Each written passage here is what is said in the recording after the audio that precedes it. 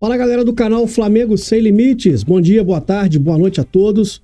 Eu sou Eduardo de Souza e este é mais um giro de notícias sobre o Flamengo. Hoje, quinta-feira, dia 31 de agosto, antevéspera do duelo contra o Botafogo, partida que vai acontecer no próximo sábado, dia 2 de setembro, às 21 horas, no estádio Newton Santos. E já projetando esta partida de sábado, trago aqui informação de hoje que saiu no ge.com, escalação do Flamengo. Sampaoli monta time com 3 zagueiros e Pedro na frente. Em coletivo, Davi Luiz surge como favorito para se juntar a Fabrício Bruno e Léo Pereira. Gerson e Everton Ribeiro ficariam responsáveis pela criação do meio de campo do Flamengo. De acordo com essa notícia, do ge.com, o Flamengo, teoricamente, o Sampaoli aí vai tentar montar o time na base dos 3 zagueiros. O desenho tático do Flamengo ficaria mais ou menos nesse formato. Há ainda, lógico, a confirmar se realmente será um esquema com 3 zagueiros, se será esta escalação. Aqui eu coloquei com base na última escalação do Sampaoli contra o time do Inter e já projetando o jogo para o Botafogo, contra o Botafogo, porque o Sampaoli não terá à sua disposição, obviamente, Luiz Araújo e Arrascaeta, que estão machucados. Então eu estou projetando, de acordo com essa informação da questão do treinamento de hoje, lembrando que o Flamengo ainda terá um treinamento amanhã, na sexta-feira, e outro no sábado, para confirmar a escalação. Sempre digo aqui, a escalação do Sampaoli é um imenso ponto de interrogação, tudo pode mudar, mas dentro dessa possibilidade de escalação com base no treino de hoje, o Flamengo atuaria mais ou menos assim. Fabrício Bruno fazendo aqui o setor pela direita da defesa, uma saída de bola por esse setor aqui pelo corredor lateral. O Wesley bem espetado aqui na ponta para largar o campo, tendo muita liberdade para avançar, como um ala mesmo. Davi Luiz fazendo aqui a cobertura no centro da defesa. E o Léo Pereira fazendo a saída pela esquerda, quase com apoio aqui, como um lateral, No momento sem bola, de repente, o Wesley vai fechar essa linha e o Léo Pereira vai fazer a lateral esquerda aqui, fechando no setor defensivo. Tá? Eric Pulgar, aqui falta definir se será o Thiago Maia ou se será o Vitor Hugo, ou até o próprio Alan, que não vem tendo muitas oportunidades com o Sampaoli. Bruno Henrique bem aberto pela esquerda, uma vez que ele não terá um lateral de ofício, teoricamente, o Bruno Henrique vai fazer esse corredor aqui tendo muita liberdade para apoiar, mas também com a obrigação de voltar para fechar o setor defensivo. O Flamengo vai, de repente, vai marcar, vai defender com uma linha de 5. Contra o Internacional, isso já aconteceu. O Bruno Henrique baixou bastante a linha para fechar esse corredor aqui no setor do momento sem bola, na organização defensiva.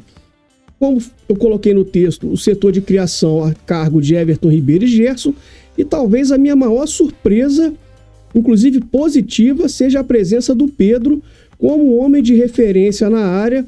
Eu já venho aqui defendendo há algum tempo que o Pedro merece ter algumas oportunidades, uma vez que o Gabriel é quase um jogador intocável dentro do Flamengo, mas pela bola que não vem jogando, eu creio que o Pedro mereça sim ter uma oportunidade, principalmente nesse clássico, nesse jogo do próximo sábado.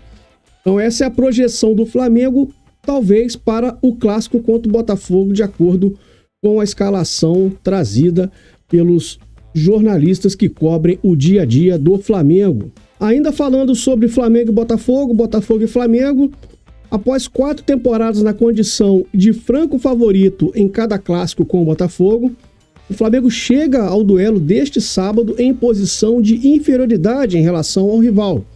Vive uma de suas temporadas mais decepcionantes, já cansamos de falar sobre isso também, ano de 2023, quase para esquecer, e o adversário lidera o brasileiro com folga. De positivo, só o retrospecto recente, não perde no Newton Santos desde 2018, então o momento que o Flamengo chega, em termos técnicos, inferioridade em relação ao Botafogo, Botafogo líder do campeonato com 15 pontos, se vencer, o Botafogo abrirá 18 pontos do Flamengo, nessa distância quase inalcançável do Campeonato Brasileiro. A matemática permite, mas o futebol do Flamengo não permite acreditar que o Flamengo possa ter uma recuperação no sentido ainda de brigar pelo título, como eu já disse aqui várias vezes, muito em função daquilo que o Flamengo não apresenta dentro de campo.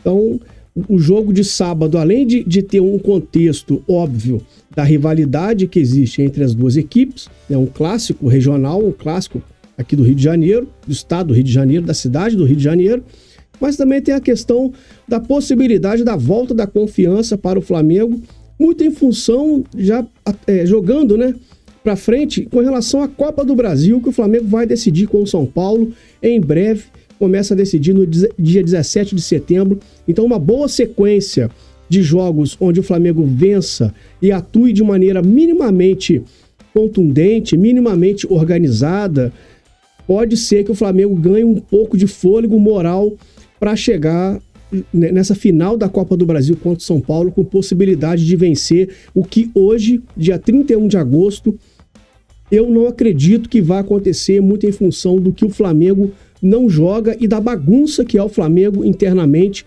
em termos administrativos. Aqui está a série de partidas, né, que o Flamengo tem de invencibilidade no Newton Santos, olha lá, desde 2019. O Flamengo venceu por 2-1, o destaque foi o Bruno Henrique.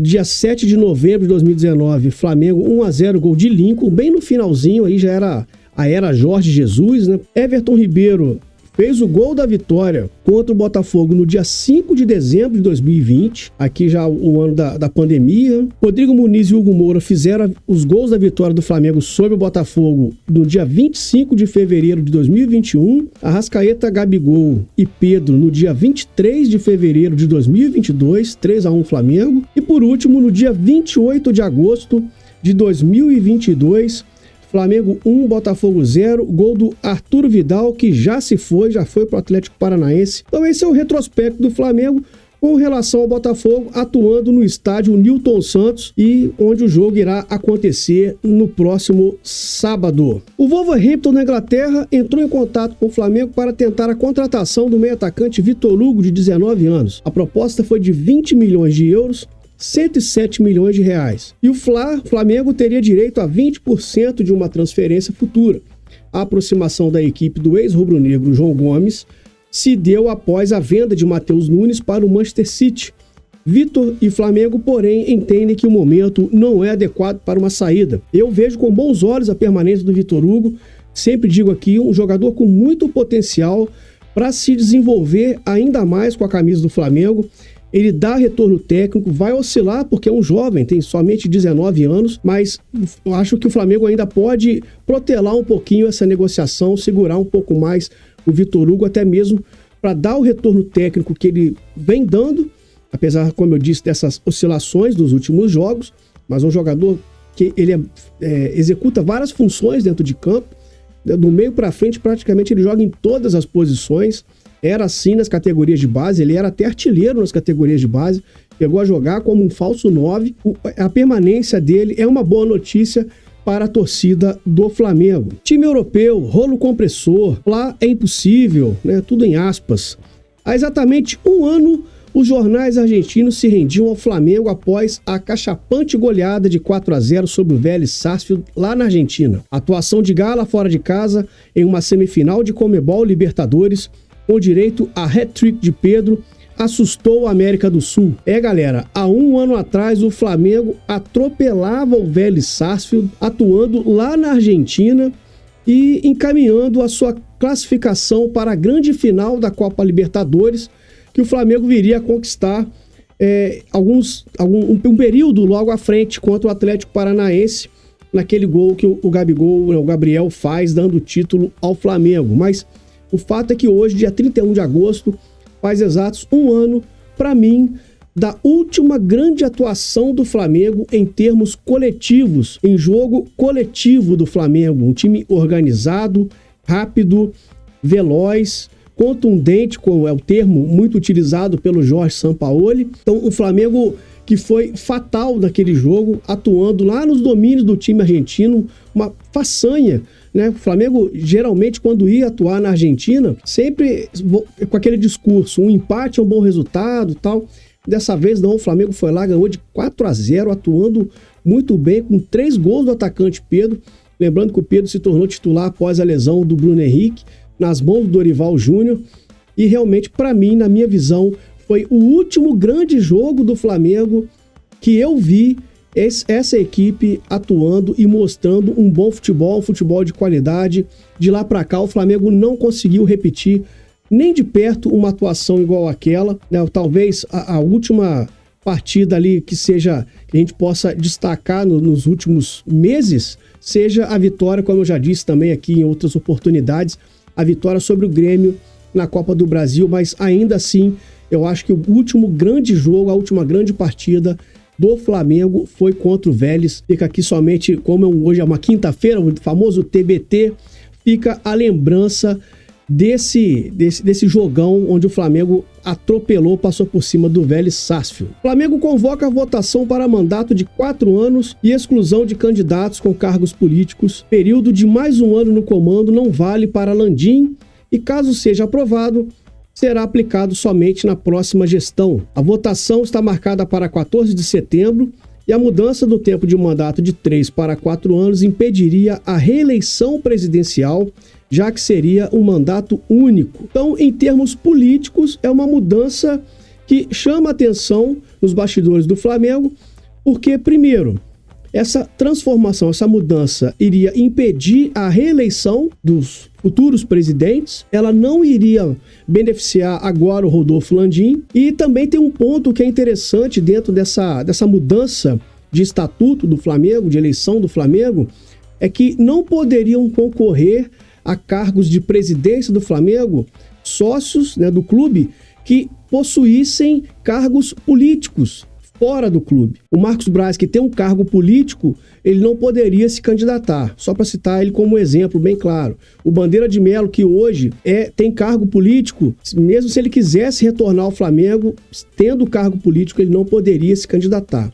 Então é uma mudança que a gestão do Rodolfo Landim está propondo, né, no Estatuto do Flamengo, a ver como será a reunião do Conselho Deliberativo para poder a gente ficar sabendo se vai ser aprovada essa mudança, se não vai, e os rumos que a política do Flamengo terá, política essa que vive em constante efervescência, nós já sabemos disso. Então é isso, galera, pedir para vocês, mais uma vez, se inscreverem no canal, acionar o sininho para receber as notificações, deixa o like, participe nos comentários e divulgue para os amigos e para as amigas que torcem para o Flamengo, para que o canal possa crescer ainda mais e continuar trazendo bastante conteúdo. Se cuidem, saudações rubro-negras.